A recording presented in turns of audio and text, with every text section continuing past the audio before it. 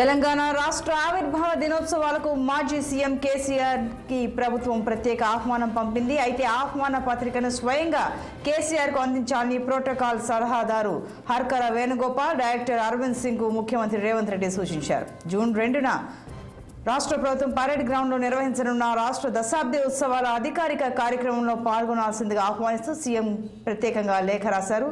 దీనిపై మరింత సమాచారం మా పొలిటికల్ బ్యూరో చీఫ్ రామ్ అందిస్తారు. రామ్, చెప్పండి. ఓవైపు తెలంగాణ గేయాన్ని మార్చినందుకు గాను, రాజముద్ర పైన ఇంకా మార్పులు చేర్పులు చేస్తున్నందుకు గాను బీఆర్ఎస్ కాస్త గుర్రుగానే ఉంది.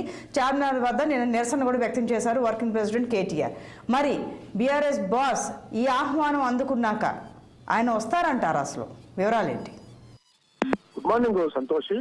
ఏదైతే జూన్ 2న సికింద్రాబాద్ పెరేడ్ గ్రౌండ్ లో రాష్ట్ర ప్రభుత్వ ఆధ్వర్యంలో తెలంగాణ రాష్ట్రం ఏర్పడి 10 సంవత్సరాలు పూర్తవుతున్న సందర్భంగా దశాబ్ది ఉత్సవాలను ఘనంగా నిర్వహించాలని చెప్పి రాష్ట్ర ముఖ్యమంత్రి రేవంత్ రెడ్డి ఇప్పటికే నిర్వహించారు. ఈ ఉత్సవాల్ని హైదరాబాద్ లోనే కాదు తెలంగాణ రాష్ట్రం అంతా కూడా ఉదయం సాయంత్రం 2 పూటలు నిర్వహించాలని చెప్పారు. అయితే అసెంబ్లీ ఎదురుగా ఉన్న గన్ పార్క్ వద్ద ఉదయం 9:30 గంటలకు ముఖ్యమంత్రి రేవంత్ రెడ్డి అక్కడ పుష్పగుచ్చాల నుంచి నివాళులర్పిస్తారు. ఆ తర్వాత 10 గంటలకి పెరేడ్ గ్రౌండ్ వేడుకలకు పాల్గొంటారు. ఈ వేడుకల్లో ప్రభుత్వ ప్రధాన కార్యదర్శి శాంతకుమార్ తో పాటు రాష్ట్ర గవర్నర్ మరియు ఏఐసిసి అధినేత్రి సోనియా గాంధీని కూడా ముఖ్య అతిథిగా పిలుస్తున్నారు. అయితే మరోవైపు తెలంగాణ రాష్ట్ర ఉద్యమ నేత, మాజీ ముఖ్యమంత్రి, ప్రస్తుత బీఆర్ఎస్ పార్టీ అధినేత కేసీఆర్ కూడా ప్రత్యేకంగా ఈ ఉత్సవాల్లో ఆహ్వానించాలని చెప్పి నిన్న జరిగిన సమావేశంలో నిర్ణయించారు. ముఖ్యమంత్రి రేవంత్ రెడ్డి స్వయంగా కేసీఆర్ కు లేఖ రాస్తూ ఆ లేఖపై సంతకం కూడా చేశారు. అయితే కేసీఆర్ కు ఆహ్వానాన్ని ఇస్తూ లేఖ మాత్రం ప్రోటోకాల్ సీఎం ప్రోటోకాల్ సలహాదారుడు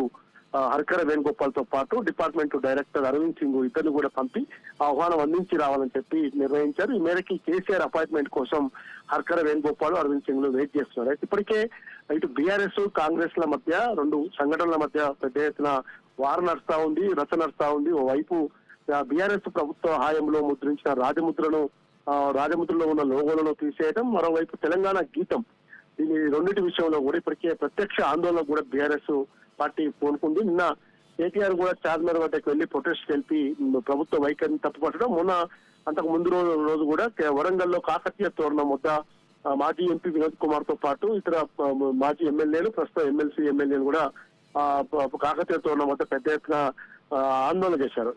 బీఆర్ఎస్ ప్రభుత్వ హయాంలో చరిత్రకు అనుకూలంగా ఉండే కాకతీయ తోరణము, చార్మినార్ మాత్రమే పెట్టాను తప్ప ఎలాంటి దురుద్దేశాలు లేవని చెప్పి బీఆర్ఎస్ వర్గాలు చెప్తున్నప్పటికీ ఇప్పుడు ప్రభుత్వం చెప్తున్న లోగోలు, ప్రభుత్వం మార్పులు చేర్పులు చేస్తున్న లోగోలు మాత్రం తెలంగాణ అమరవీరుల స్తూపాన్ని అదనంగా యాడ్ చేస్తూ వ్యవసాయ రంగాన్ని, రైతు రంగాన్ని గుర్తిస్తూ వరికంకులు కూడా పెడుతుండడం జరిగింది. కాబట్టి బీఆర్ఎస్ పార్టీ ఇతర సోషల్ మీడియాలో కానీ ఇతర వర్గాల్లో కానీ కొంత వ్యతిరేకత వచ్చింది ప్రభుత్వం తీసుకుంటున్న రాజముద్ర పైన. ఈ నేపథ్యంలో రాజముద్రపై లోగో ఆవిష్కరణ ఏదైతుందో అది వాయిదా వేస్తున్నాము, ఇంకా దాని మీద కూలంకుషంగా చర్చించాలి, అనేక మంది అభిప్రాయాలు తీసుకోవాలని చెప్పింది. కానీ ఇప్పుడు తెలంగాణ గీతం మాత్రం నిన్న 2 నిమిషాల 30 సెకండ్ల విడిది ఒకటి, 13 నిమిషాల విడిది, ఈ 2 గీతాలు కూడా రాష్ట్ర గీతాలుగానే ఉంటాయని చెప్పి ప్రభుత్వం నిర్ణయించి నిన్న సెక్రటరియట్ లో కూడా సిపిఎం, సిపిఐ, తెలంగాణ జనసమితితో పాటు పలువురు కాంగ్రెస్ నేతలతో, ప్రజా సంఘాల నేతలతో కూడా ఈ తెలంగాణ గీతం పైన ప్రత్యేక సమావేశం నిర్వహించారు. ఆ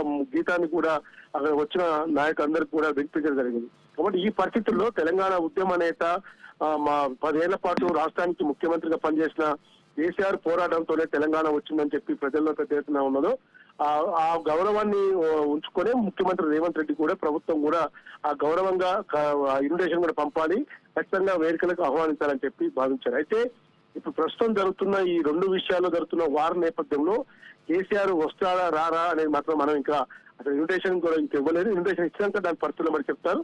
మరోవైపు ముఖ్యమంత్రి రేవంత్ రెడ్డి సోనియా గాంధీ దగ్గరికి వెళ్లి ప్రత్యక్షంగా ఆహ్వానించినప్పుడు ముఖ్యమంత్రి రేవంత్ రెడ్డి కేసీఆర్ దగ్గరికి వెళ్లి ఆహ్వానించవచ్చు కదా అనే చర్చ కూడా నడుస్తా ఉంది.